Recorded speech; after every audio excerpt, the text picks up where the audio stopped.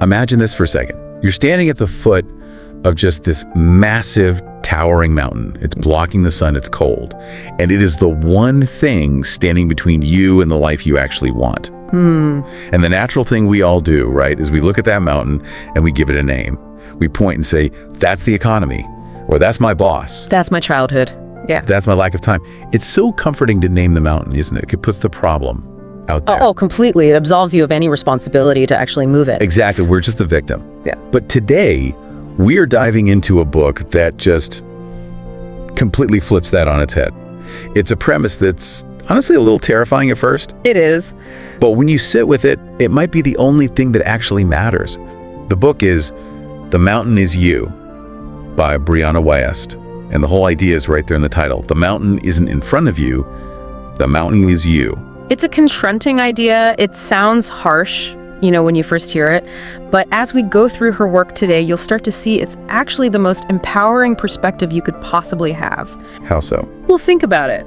If the obstacle is the economy or other people, you're stuck. You're totally helpless. But if the obstacle is you, then you have the power to dismantle it. If I built the mountain, I can mine it. Exactly. So welcome to the deep dive. We are going to unpack Wiest's manual on stopping self-sabotage and, starting to master your own life. And I want to start right there with that term, self-sabotage. It's such a buzzword. We hear it everywhere. It is, and I think we get it wrong. When I hear self-sabotage, I just picture someone actively, blowing up their life, getting fired on purpose, cheating for the drama. It feels malicious. Right. But Wiest argues it's not that simple, not at all. And this is the first big idea we really need to nail down. Right.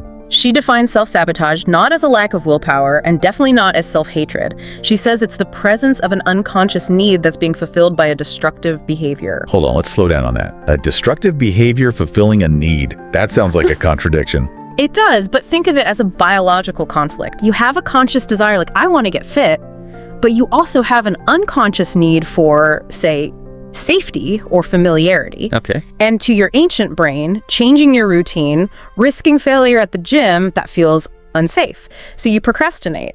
The procrastination is destructive to your goal, sure, but it is fulfilling your unconscious need to stay safe. So I'm not broken. Yeah. I'm just protecting myself in a really weird way. You're protecting yourself with an outdated map. That's all it is. It's a coping mechanism that's gone wrong. The book uses this amazing story about Carl Jung to explain this. I'd never heard it before. A fainting spells? Yeah, it's perfect. Even the father of analytical psychology wasn't immune. Right. So the story goes, when Jung was a kid, he falls on the playground, hits his head. It's painful, of course, but his very first thought wasn't just, ouch. It was, yes, maybe I won't have to go back to school now. Such a relatable kid thought, right? But then it spiraled. He starts having these actual fainting spells whenever he has to do homework. He wasn't faking. His body was physically shutting down. He had wired his brain to think sickness equals safety. Precisely. And that is the anatomy of self-sabotage. We create these unconscious links. Success gets linked with rejection. Love gets linked with loss. And until you find and break those links, willpower doesn't stand a chance. Okay, so why? If I want a promotion, why does my brain see that as unsafe? It seems totally illogical. To your conscious mind, yes, but to your subconscious, safe doesn't mean good. Safe just means familiar. Ah, okay, that's the key. It's everything. Your subconscious would rather have a familiar hell and an unfamiliar heaven.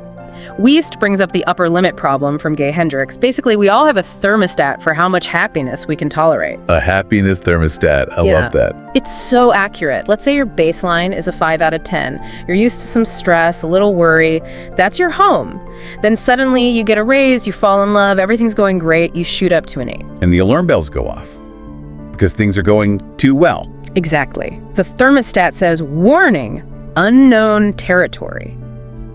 So you unconsciously pick a fight, or you overspend, or you get sick. You do something to drag yourself back down to a comfortable 5. Because 5 feels like home, even if home is miserable. You re-regulate to your baseline. It's biology. That explains so much. But the book gives us a way out. It talks about core commitments versus core needs. Help me unpack this. This is the engine of the whole problem. Think of it like a pug of war. Your goal is, say, I want to start my own business. Okay, been there. But you stop, you get stuck. Wiest would say you have an opposing core commitment, usually to safety. And people make the mistake of trying to just brute force the goal. I'll just work harder. But the subconscious just pulls back harder. Exactly. So to fix it, you have to find the core need behind the safety. Why do you need so much safety? Maybe it's a lack of trust. You don't trust yourself to handle failure. So the fix isn't just do it. The fix is build self-trust. Bingo. You build the trust, the need for excessive safety goes down, and the tug of war stops. You have to solve the internal conflict first. That's a huge shift. Okay, I want to get really specific because the book lists the faces of self-sabotage, and reading this section, wow, it felt personal. It's a mirror. A very harsh one. Let's do a rapid fire. I'll throw one out. You tell us what's really going on. Let's do it. First up, resistance. And not just laziness. I mean, feeling annoyed when things are going right. Ah, the classic relationship killer. You've always dated chaotic people, right? It was familiar. Then you meet someone kind and stable, and you feel bored. You get the ick. You start picking at him. He chews too loud. Exactly. Wiest says this is a fear of attachment. You're testing the bridge to make sure it's safe. But often we test it so much we break it, just to prove we were right to be worried in the first place. Oof. Testing it until we break it. Okay, next. Uprooting. The serial mover. New city, new job. Wiest calls this sprouting versus blossoming. I loved that metaphor. Sprouting is that first rush of a new beginning. It feels like hope. But you never stay long enough to blossom because that means staying put through the hard seasons and facing the problems that, followed you. Because the luggage is inside you. The luggage is inside you. All right, the big one.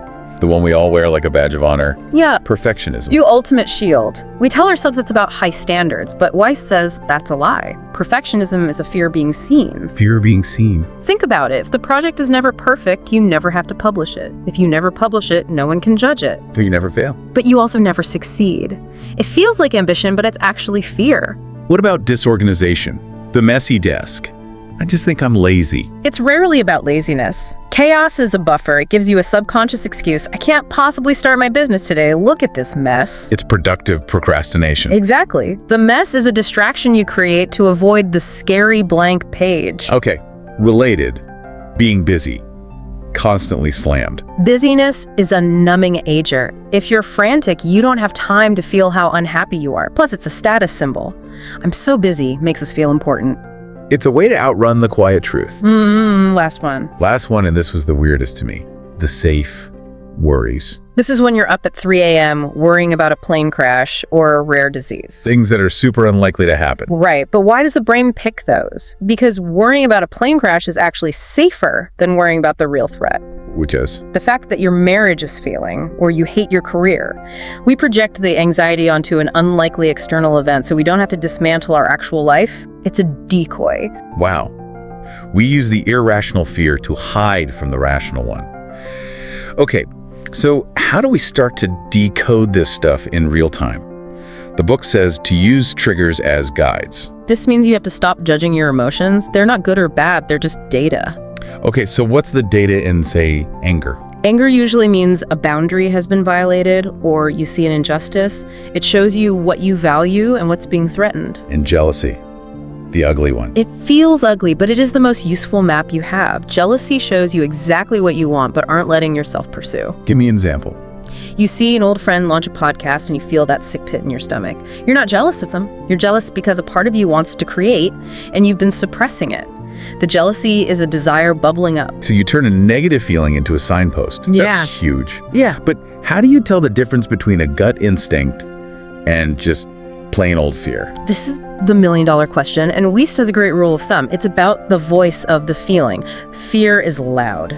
Frantic. It spins stories. It's all about the future. What if this happens? What if I look stupid?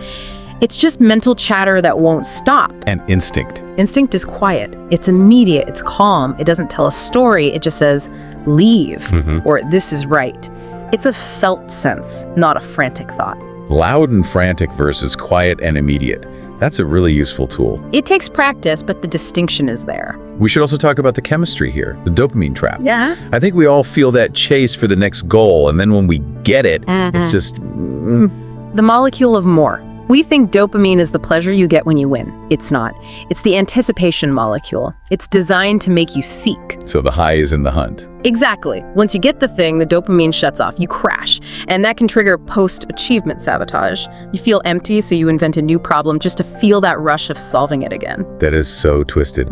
Okay, so how do we change this? The book introduces micro shifts. Yes, the antidote to perfectionism. We want the movie montage, the quantum leap, where our life is fixed overnight. We want the lightning bolt moment. But epiphanies don't change your life. Habits do. Real change happens in tiny adjustments. So small, they're almost undetectable. Why so small? To bypass the fear response, if you say, I'm going to run a marathon, your brain freaks out. But if you say, I'm going to put my running shoes on, the alarm system stays asleep. It's the Trojan horse approach to self-improvement. That's it. It's like the penny that doubles every day. We underestimate the power of compounding small habits. Now, there's a deeper layer here. Trauma. Yes. If you have unresolved trauma, your body's threat detector is stuck on high alert. You're reacting to the present as if it were the past. And her advice on letting go was really counterintuitive. She says you can't just try to let go. No, because it's passive. You can't just will yourself to stop thinking about something. You have to build a new life that is so compelling, it renders the old one obsolete. Renders the old one obsolete. I love that. It's active. You don't push the darkness out. You pour so much light in that the darkness has nowhere left to stand. And that requires shifting from inspiration to principles. This is the maturity shift. Amateurs wait for inspiration. Professionals stick to principles. Inspiration is weather. Principles are gravity. Give me an example of a principle. Finances. Relying on inspiration to save money means you only do it on good days. A principle is, I save 20% of my income, period. You do it on good days and bad days. It removes your mood from the equation. It protects you from yourself. It protects you from your own volatility, yes. This all leads towards purpose. And Wiest says it's not just what I'm good at. No, it's an intersection of your skills, your interests, a market need, and your pain. Your pain. Often, your purpose is born from your deepest struggle. The mountain you had to climb becomes the map you can then give to others. Your obstacle becomes your offering. So as we get to the summit, the final part of the book is about self-mastery. And it makes this vital distinction between inner peace and happiness. This is critical. We chase happiness, but happiness is a fleeting high, and what goes up must come down. So what's the goal? Inner peace, which Wiest defines as a stable baseline. It's the deep knowing that no matter what happens, you can handle it. You aren't fragile. It's resilience. It's more than that. It's anti-fragility, like your immune system. It needs challenges to get stronger. Your mind is the same. Mastery is feeling the fear, but not letting it drive the bus. Which brings us to the hardest pill to swallow. Radical responsibility. The ultimate pivot. You are the common denominator in all your problems. It hurts to admit, but it's the only thing that sets you free. As long as the problem is out there, you're a victim. The moment you say, I am the one keeping myself here, you also realize, I'm the one who can get myself out. You reframe blame into power. Exactly. The mountain really is you. So, looking back, was the mountain a bad thing? No. And that's the beautiful conclusion of the book. The mountain was necessary. It forced you to develop the skills and strength you have now. You wouldn't be who you are without the climb. The book says that one day, the mountain will be behind you. A distant memory. But the person you became to climb it, that person stays with you forever. That's the whole point of being human. Growth. The mountain is just the mechanism. Well, I feel a little called out, but also kind of ready to start walking. Start with a micro shift. Just put on the shoes. Just put on the shoes. Thank you for listening to this deep dive into the mountain is you. Go find your mountain. And remember, no one can climb it for you. See you next time.